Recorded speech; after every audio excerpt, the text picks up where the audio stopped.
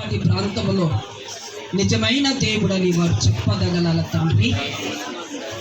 అయ్యా, వారిని మేము తక్కువ చేసి కాదు, కానీ మీరు ఒకరికి ఒకరు ఐక్యత కలిగి ఒకరిని ఒకరు అవసరతలు పంచుకొని పలకరించమని అయ్యా సమాధానము కలిగి ఉన్నామని తండ్రి నీ లేఖనములు చెలవిస్తుంది.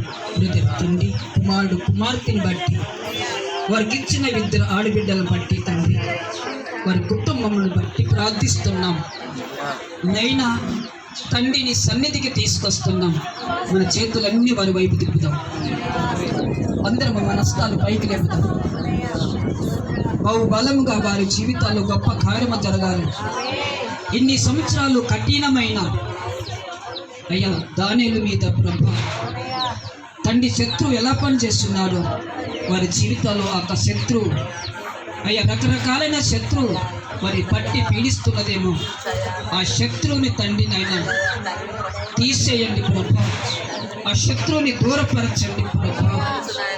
ఏదైనప్పటికైనా తండ్రి నీ కార్యాలలో వారు ఇప్పటి వరకు నైనా ఆశిస్తలేదేమో, కానీ వాళ్ళకి ఏమీ లేదని కాదు నాయన.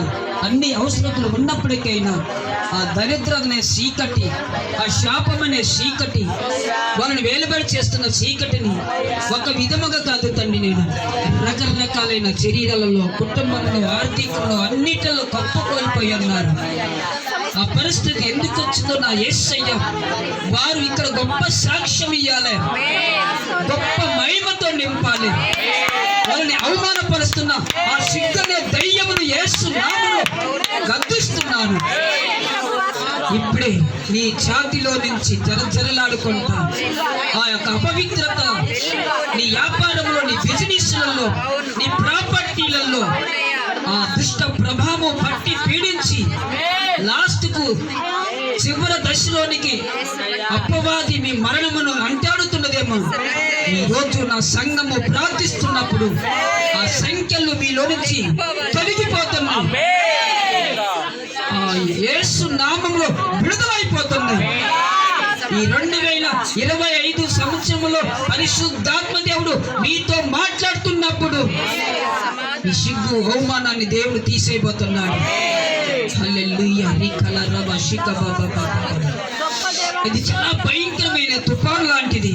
ఆ తుఫానైనా ఒకసారి వచ్చి వెలిసిపోతుందేమో, కానీ నీ కుటుంబాన్ని సర్వనాశనం చేసే యొక్క తుఫాన మామూలు తుఫాను కాదు. మీ జీవితాలతో ఆడుకుంటున్నది, మీ అంత చూడాలని చూస్తున్నది. నా యేసయ్య నీకు దానియేలుకున్న దేవుడు నీతో దేవుడు ఉన్నాడు బ్రదర్. అతి త్వరలో దేవుడు కార్యాన్ని అది నువ్వు చూడబోతా ఉన్నావు.